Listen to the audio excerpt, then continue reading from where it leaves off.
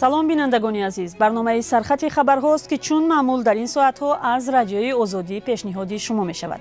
در چند دقیقه بعدی از آن خواهیم گفت که ولادیمیر پوتین قراری سفربری به ارتش را امضا کرد. اکنون برای عوض یک سال خدمت در ارتش به داوطلبان شهروندی روسیه تقدیم خواهد شد. نام یک قربانی خردسال دیگری نیزای مرزی میان تاجیکستان و قرقیزستان معلوم گشت. همچنین از بحث نیزای مرزی تاجیکستان و قرقیزستان در مجمع سازمان ملل هم خواهیم گفت. خبرهای دیگر هم داریم. نام یک قربانی دیگری نیزای مرزی معلوم شد. در جریان مناقشه روز 16 سپتامبر در مرز تاجیکستان با قرقیزستان یک نورس 8 ساله از جماعت خستیورز ناحیه باباجان غفورов نیز کشته شده است. در این باره اداره معارف ناحیه باباجان غفورov روز 20 سپتامبر خبر داده گفته است بی‌شریفه واحدова در صنف دوم می‌خواند و دختری فعال و اعلی‌خوان بود. همراه با بی‌شریفه شماری قربانیان نورس مناقشه مرزی در تاجیکستان به 3 نفر رسید.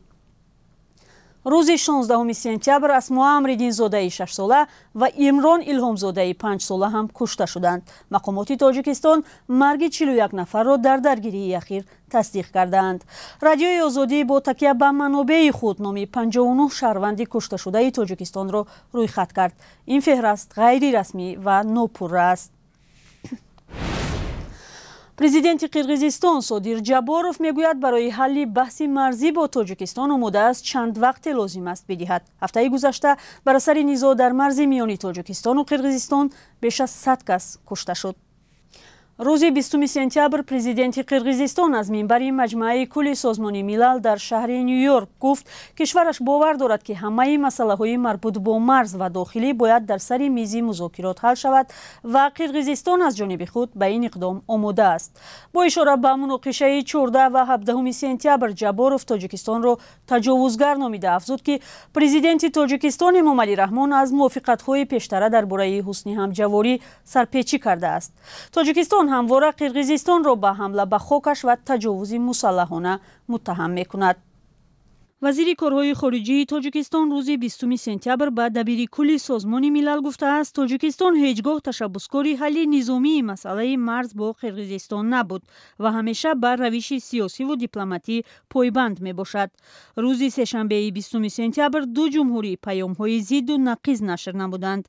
قرقیزستان اظهارات پخش نموده ابراز داشت که وضع آرامتر شده است. تاجیکستان اظهار نمود که وضع متشنج باقی مانده است. تاجیکستان امضای پروتکل میان رهبران کمیته‌های امنیت ملی دو کشور سیمومین یتیموف و قمچیبک توشیف را خوشپذیرایی نمود. این سند را برای ختم دشمنی و عقب کشیدن نیروها از خط مرز باز می‌کند. در حالی که از تجاوز روسیه به خاک اوکراین 6 ماه پر می شود، پرزیدنت روسیه ولادیمیر پوتین فرمان سفربری جزئی به ارتش این کشور را امضا کرده است. یک روز پیش از آن رهبران رو به مسکو 4 منطقه اشغال شده اوکراین از برگزاری نظرخواهی عمومی برای پیوستن به روسیه جانبداری کردند. تفصیلات سفربری جزئی به ارتش روسیه را در برنامه اخبار امروز پیشکش شما میکنیم. حالا برگردیم به مجمع کل سازمان ملل در شهر نیویورک. دیروز در حلقه های سیاسی و از جمله مجمع کل سازمان ملل پیشنهاد نظرخواهی مردمی و یا رفراندوم در منطقه های اشغال شده اوکراین بررسی و محکوم شد. جیک سولیوان مشاور امنیت ملی پرزیدنت آمریکا گفت که چنین رفراندوم قابل قبول نیست. رهبران آلمان اولاف شولز و فرانسه امانوئل ماکرون هم که حالا در مجمع کل سازمان ملل در آمریکا می باشند تصمیم برگزاری نظرخواهی در منطقه های اشغال شده اوکراین را محکوم کردند. رسانه‌های روسیه نوشتند که روزهای نزدیک در ولایت‌های اشغال شده خرسن، لوهانسک، دونیتسک و زاپاروژیه اوکراین نظرخواهی برای شامل شدن این منطقه‌ها به روسیه برگزار می‌شود.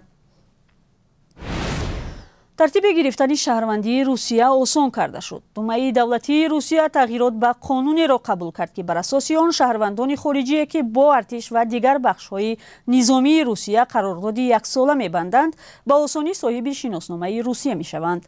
از این گروه داشتن سند حق اقامت طلب نمی‌شده است. قبلا برای دریافت شناسنامه روسی شهروندان خارجی باید نه کمتر از 3 سال در ارتش روسیه خدمت می‌کردند.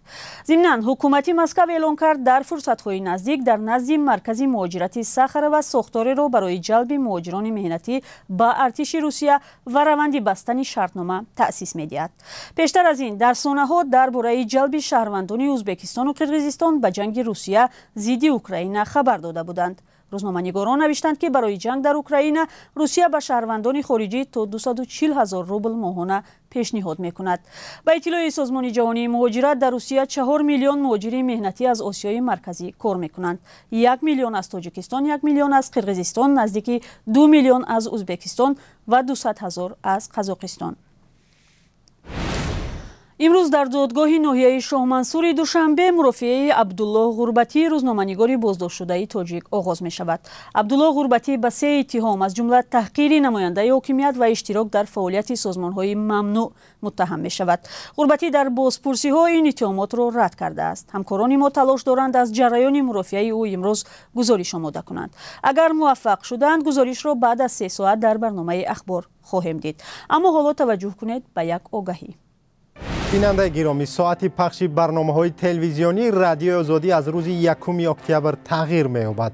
از آن روز به بعد برنامه سرخط رویدادها ساعت 16 به وقت دوشنبه و ساعت 14 به وقت مسکو آغاز می‌یابد. لطفاً یادداشت کنید و به دوستانتان هم برسانید و با رادیوی آزادی بمانید. و حالا یک معلومات کوتاه درباره قربی اسعار خارجی. امروز 21 سپتامبر بانک ملی 1000 روبل روسی را 165 سومانی و 80 درم معین کرده است. 1 دلار آمریکایی 10 سومانی و 23 درم مقرر شده است. یورو کمی پایین رفته به 10 سومانی و 20 درم برابر شده است. این معلومات درباره قربی رسمی اسعار بود. در بانک‌های تجارتی آن می‌تواند فرق کند. سرخط خبرها را اینجا به پایان می‌بریم و بعد 3 ساعت شما را به دیدن اخبار آزادی دعوت می‌کنیم. و شما روزی خوب می‌خواهیم.